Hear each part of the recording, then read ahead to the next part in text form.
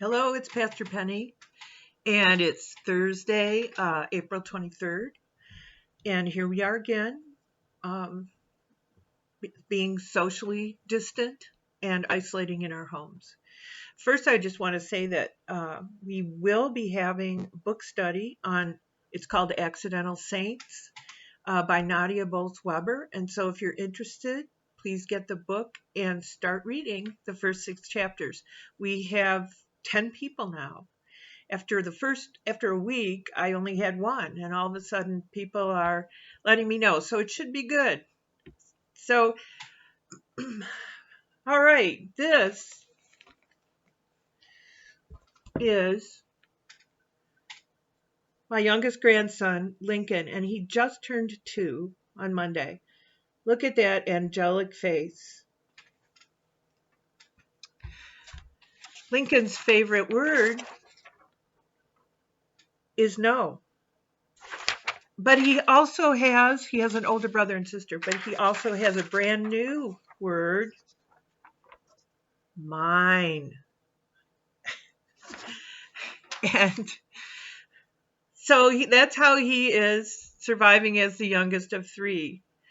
So don't let that angelic face, 2-year-old face, fool you. Well, I looked at today's lectionary passages and I thought this was really interesting. Exodus 16. God said to Moses and Aaron, here are the Israelites, they're out of Egypt and they're in the wilderness and complaining. And God said, and they said, how will we eat? What will we eat? We have no meat. We have no bread.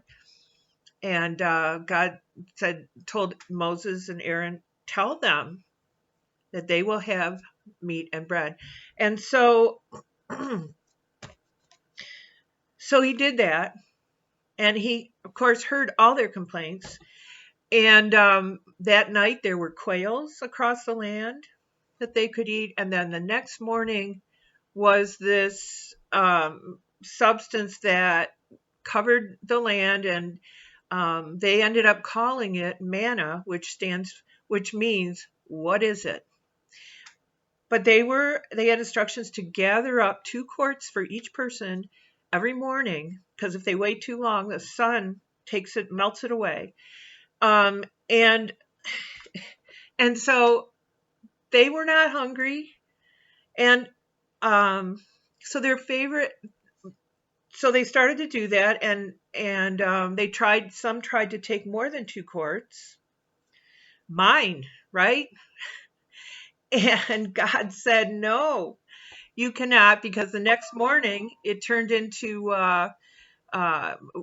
wormy and smelly. And so they tried to stock up and get more for each person. And no matter what they did, when they got back to their tent, they each had the amount they needed.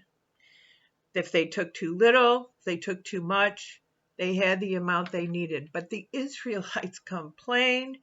They had instructions from God, and they're saying no.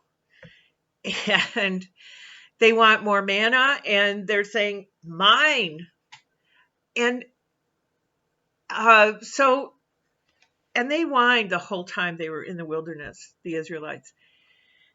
So it made me think of how things are now, all these people protesting, wanting to get back in the streets, and they don't seem to get that it's dangerous and that we'll never get past this virus if we keep doing that. And we're saying, no, stay in your homes. And they're saying, no, you still have freedom. And they're saying, mine, it's my freedom. How much different are we than a toddler? How much different are we than the Israelites were? It's just amazing to me how all these people are protesting in the streets in a crowd, not distancing, when so many people have died. And so it's okay for someone else to be in charge. That's what a lot of people don't understand. And God God is our leader. God is our guide. God is the one who will provide for us always. So don't tell him. Don't tell God no. Don't tell God what you do and what you think is mine, because he'll always provide for you and because he loves you forever. And if bad things happen, he is right there with you the whole time. There you go. Blessings, and I'll see you soon.